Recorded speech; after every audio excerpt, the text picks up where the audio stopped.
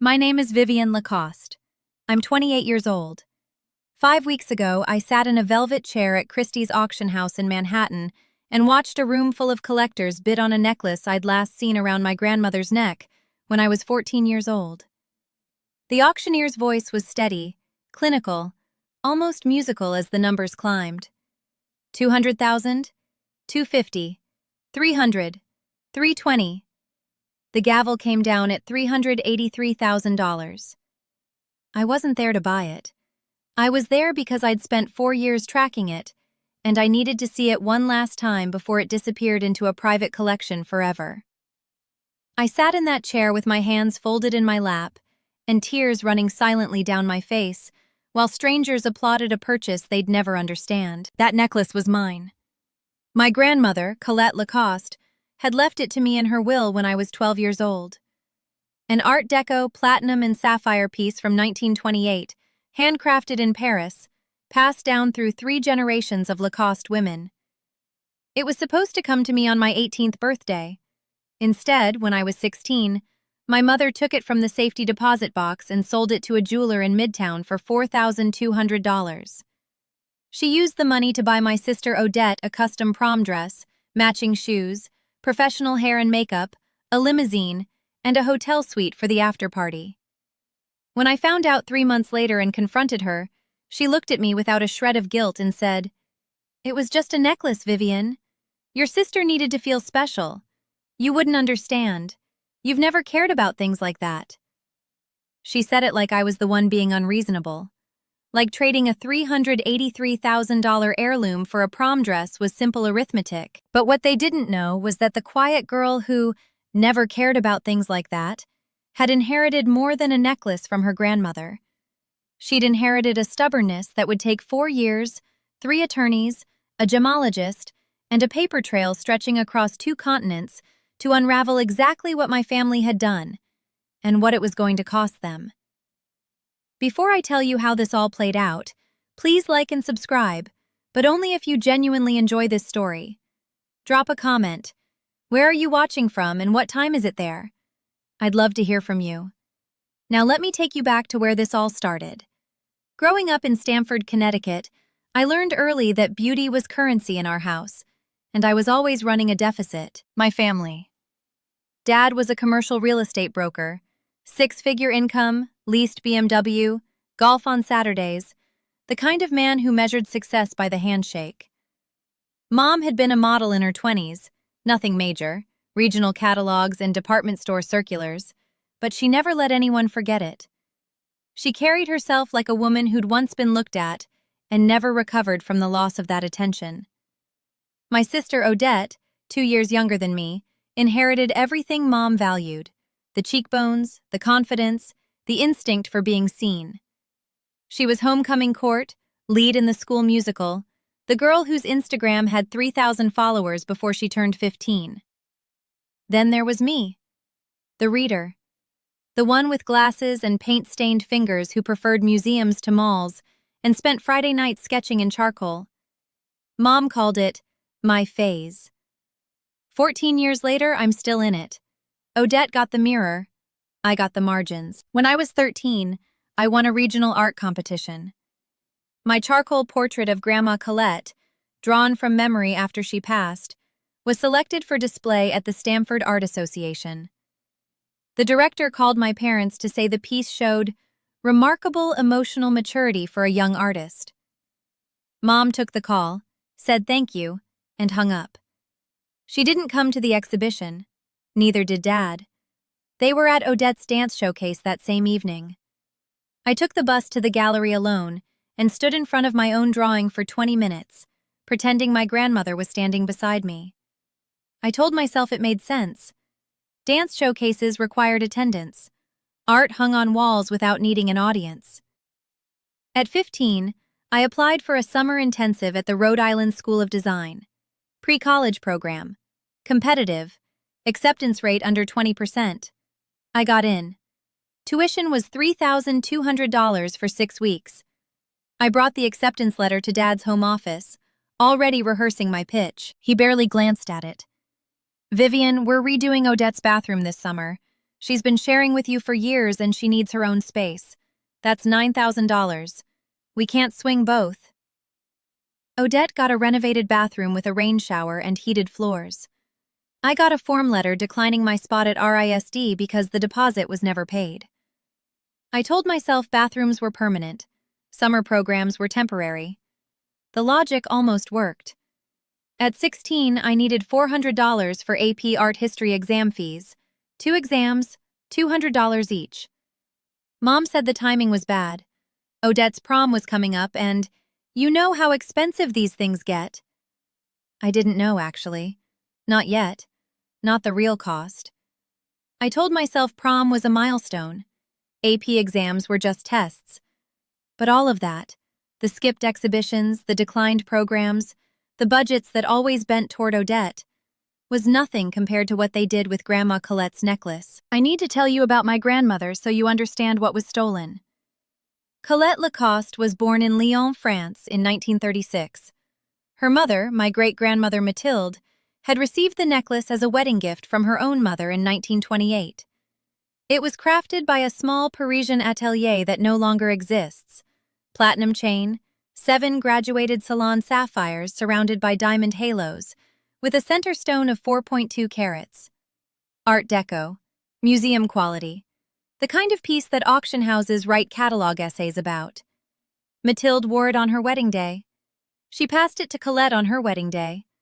Colette wore it when she emigrated to America in 1962 with my grandfather, carrying everything she owned in 2 suitcases, and that necklace tucked inside a velvet pouch sewn into her coat lining. Grandma Colette wore it to my parents' wedding. She wore it to my baptism, and she told me from the time I was old enough to understand that it would be mine. Vivienne, ma chérie, she'd say, holding my face in her hands. You have the soul of a Lacoste woman. This necklace will find you when you're ready. She put it in her will when I was 12. Explicit instructions. The necklace was to be held in the family safety deposit box and given to Vivienne Marie Lacoste on her 18th birthday. Not to be sold, not to be divided, not to be redirected. Mine. Grandma Colette died when I was 14. Ovarian cancer. She went quickly, diagnosed in March, gone by June. I held her hand in the hospital the night before she died. She couldn't speak anymore, but she squeezed my fingers and looked at me with eyes that said everything her voice couldn't. She was the only person in my family who ever made me feel like I wasn't an afterthought. After she died, the necklace went into the safety deposit box at First Republic Bank in Stamford. Mom and Dad were listed as co-signers on the box, since it was part of the estate they administered. The will was filed. The necklace was supposed to wait for me. It didn't. I found out what happened 3 months after the fact. I was 16, rummaging through Mom's closet looking for a scarf I'd lent her, when I found a receipt tucked inside a handbag. Delacroix Fine Jewelers, Midtown Manhattan. 1 item sold. Description: vintage platinum and sapphire necklace, Art Deco, circa 1920s. Price paid? $4,200. Date of sale? April 14th.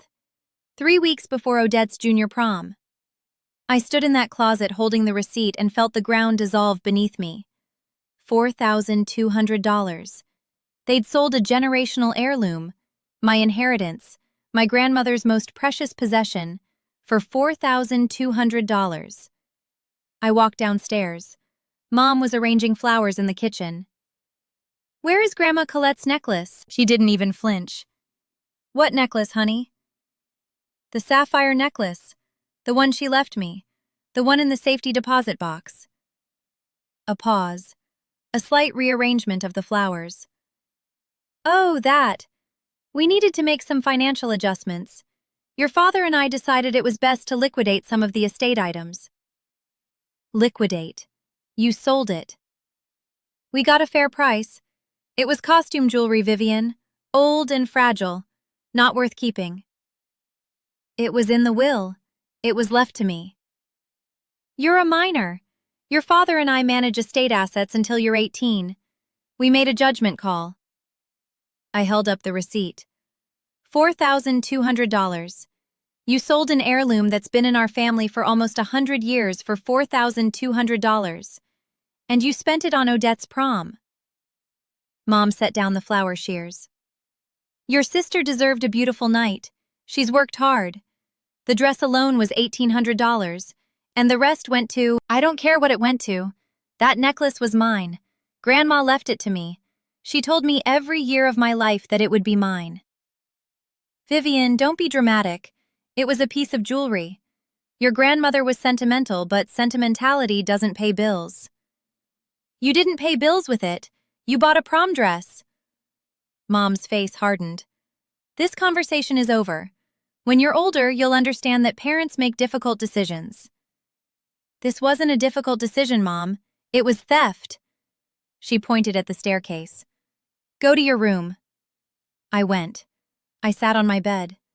I didn't cry. Something colder than tears had settled into me. A quiet, patient fury that wouldn't leave for years. That night, I wrote 2 things in my journal. The first was a description of the necklace from memory. Every sapphire, every diamond, the weight of it in my hands when Grandma Colette had let me hold it on my 10th birthday. The second was a promise. I will find it, and I will make this right. I didn't confront my parents again. I didn't scream or rebel. I went quiet. And in my family, quiet meant invisible, which meant free. I did 3 things over the next 2 years. First, I researched. Everything I could find about the necklace, the atelier that made it, the provenance chain, the approximate value of Art Deco sapphire pieces from the 1920s. I was 16 with a library card and an internet connection, and I was meticulous. Within months, I understood that what my mother had sold for $4,200 was worth somewhere between $150,000 and $400,000 at auction, depending on provenance documentation and condition. The jeweler who'd bought it, Delacroix Fine Jewelers, had paid roughly 1% of its value. He either knew what he had and exploited my parents' ignorance, or he didn't know and got the luckiest walk-in of his career. Either way, the necklace was gone. Second, I documented. I found Grandma Colette's will in the filing cabinet in Dad's office. Photographed every page. I found insurance appraisals from 1987 and 2003 that valued the necklace at $95,000 and $142,000 respectively. I photographed those too. I found the safety deposit box records showing my mother's signature on the day she accessed the box. Every piece of paper went into a folder I kept hidden inside a hollowed-out art history textbook under my bed. Third, I built my escape. I applied to every art scholarship I could find, worked weekends at a frame shop in town, saved $6,800 by the time I graduated. My portfolio, anchored by that charcoal portrait of Grandma Colette, earned me a full merit scholarship to the School of the Art Institute of Chicago. Tuition, housing, material stipend. $54,000 a year, completely covered. When I told my parents, Mom blinked. Chicago? That's so far. And art school, Vivian? What kind of career is that? The kind I want. Your sister is going to Yukon. She'll be close to home. Don't you want to be near family? No, I really don't. I left for Chicago in August. I didn't look back. Art school saved me the way water saves someone who's been walking through a desert. I was surrounded by people who valued what I valued: craft, honesty, the patient work of making something true. My professors saw talent my family had never bothered to look for. My painting instructor, Miriam Okafor, became my mentor, my advocate, and eventually the closest thing I had to a mother figure. Vivian, Miriam told me during my sophomore critique, your work carries grief like a lantern. It lights everything around it. Don't let anyone tell you that's not valuable. I graduated in 3.5 years with a 3.9 GPA, a departmental award for excellence in painting, and a body of work centered on inheritance, loss, and the objects we leave behind. My thesis exhibition was called What Was Taken. The centerpiece was a 6-foot oil painting of the necklace, rendered from memory in photographic detail. A gallery owner named Sybil Fontaine attended the show. She ran a small but respected contemporary gallery in the West Loop. She offered me representation on the spot. Within 6 months, I'd sold 11 paintings. Average price? $4,500 each. My first year out of school, I earned $62,000 from art sales alone. But I never stopped looking for the necklace. After graduation, I hired a provenance researcher, a woman named Therese Kwan who specialized in tracking estate jewelry through secondary markets. She cost me $7,500 over 18 months, worth every dollar. Therese traced the necklace from Delacroix Fine Jewelers to a private collector in Connecticut who'd purchased it for $38,000 6 months after my mother sold it.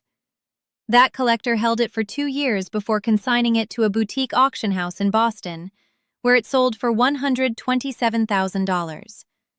The new buyer, an estate dealer, held it for 3 years before consigning it to Christie's. Christie's cataloged it, authenticated the provenance, tracing it back to the original Parisian atelier, photographed it, assigned it an estimate of $250,000 to $350,000. When Therese sent me the Christie's catalog listing, I stared at the photograph for an hour. There it was. The 7 graduated sapphires, the diamond halos, the 4.2-carat center stone that Grandma Colette used to let me touch with one careful finger. Listed value, up to $350,000. My mother had sold it for $4,200 for a prom dress. I also hired an attorney, Clara Mendelsohn, specializing in estate law and fiduciary breaches. Clara reviewed every document in my folder, the will, the appraisals, the safety deposit records, the sale receipt, and delivered her assessment over coffee in her Michigan Avenue office. Your parents had temporary custodial authority over estate assets, not ownership. The will explicitly designated this item to you. Selling it without court approval, without a valid reason, and without preserving the proceeds for the beneficiary constitutes a breach of fiduciary duty and potentially conversion, which is the legal term for theft of property. What can I do? You can sue for the appraised value of the necklace at the time of unauthorized sale, plus appreciation, plus damages. Based on the insurance appraisals and the current auction estimate, you're looking at a claim between $200,000 and $400,000. I authorized Clara to proceed, but before the legal machinery started turning, I went to the Christie's auction. I needed to see it. December 12th, Christie's, New York, Lot 47, Art Deco Platinum, Sapphire and Diamond Necklace, circa 1928, attributed to Atelier Beaumont, Paris. I sat in the 3rd row. I wore Grandma Colette's other gift to me, a simple gold bangle she'd given me on my 10th birthday, the one piece my mother hadn't thought was worth selling. The bidding opened at $180,000. It climbed fast, paddle after paddle. The auctioneer's rhythm was hypnotic. $220,000, $260,000, $310,000, $350,000. The gavel fell at $383,000. I sat in that velvet chair and cried without making a sound. A woman next to me, a collector, maybe 60, impeccably dressed, looked at me and said quietly, "Are you all right, dear?" "That necklace was my grandmother's," I said. "My mother sold it for $4,200 when I was 16. She stared at me. Then she reached over and held my hand. A complete stranger, holding the hand of a girl mourning a piece of her history. "I'm so sorry," she said. And I believed her. 1 week after the auction, Clara Mendelsohn filed the civil suit. Lacoste v. Lacoste. Fiduciary breach, conversion, and unjust enrichment. Named defendants: my mother and father. Damages sought: $383,000, the proven market value established at Christie's, plus legal fees and emotional distress. My parents were served on December 20th, 5 days before Christmas. Mom called me within an hour, hysterical. "Vivian, what is this? You're suing us? Over a necklace?" Over a $383,000 necklace that you sold for $4,200 to buy Odette a prom dress. Yes. This is insane. You're tearing this family apart over jewelry. You tore it apart when you stole my inheritance. I'm just putting a price tag on it. Your father is devastated. He can't believe his own daughter. He signed the paperwork, Mom. His name is on the safety deposit access log right next to yours. He knew. She went quiet. Then, in a voice I'd never heard from her before, small, stripped of performance, she said, "We didn't know it was worth that much." You didn't bother to find out. You assumed it was worthless because Grandma Colette was the one who valued it, and you never valued anything she gave me. She hung up. Dad called the next day. Measured, businesslike. "Vivian, let's be reasonable. We'll pay you back the $4,200, with interest." "It's sold at Christie's for $383,000, Dad. That's what you owe me." "We don't have that kind of money." "Then the court will determine a payment structure." "You'd really bankrupt your own parents? You'd really steal from your own daughter?" He didn't call again. The lawsuit is ongoing. Clara is confident. My parents' attorney proposed a settlement of $40,000. Clara rejected it. We're holding firm. Odette called me once. She was crying. Genuinely, I think. "Viv, I didn't know. About the necklace. About where the prom money came from, I swear." I believe her. She was 14. She'd been raised to never question what was given to her. "Is there anything I can do?" "You can stop letting them define what you're worth. That's what they did to both of us, just in different directions." She was quiet. Then, "I keep thinking about Grandma Colette. She used to brush my hair and sing to me in French. I loved her too, Viv. I'm sorry about the necklace. I'm sorry it paid for a dress I wore for 6 hours." That sentence broke something open in me. Not anger, something sadder. A grief for the smallness of what my family had chosen. 100 years of history, traded for 6 hours in a dress she doesn't even remember wearing. Today, I live in a loft in Chicago's Pilsen neighborhood. Sybil Fontaine's gallery represents me exclusively. My paintings sell between $8,000 and $22,000. Last year, I earned $194,000. My series, What Was Taken, has expanded to 12 pieces exploring inherited objects, family erasure, and the economics of sentimental value. A curator at the Museum of Contemporary Art Chicago has expressed interest in a solo exhibition. Grandma Colette's charcoal portrait still hangs above my desk. The gold bangle never leaves my wrist. Miriam Okafor at her farewell dinner said, "If I taught one person to turn pain into something permanent, it was Vivienne Lacoste. And she's just getting started." I cried. I didn't hide it. My relationship with my parents is frozen. Clara says the evidence supports a judgment between $200,000 and $383,000. My parents may have to sell their house. It keeps me up some nights, but then I think about Mathilde wearing that necklace on her wedding day in 1928. A lineage of women who passed something precious from hand to hand, trusting it would be honored. And my mother sold it for a prom dress, without asking, without caring. Forgiveness is a word I hold at arm's length. I don't hate my parents. I feel sorry for them. But sorrow isn't the same as absolution. If someone took something from you that can't be replaced, hear this. The people who took it didn't diminish what it meant. They diminished themselves. You are not the empty space where the necklace used to be. You are the reason it existed in the first place. Some things are worth more than money, and the people who don't understand that will always underestimate you. Let them.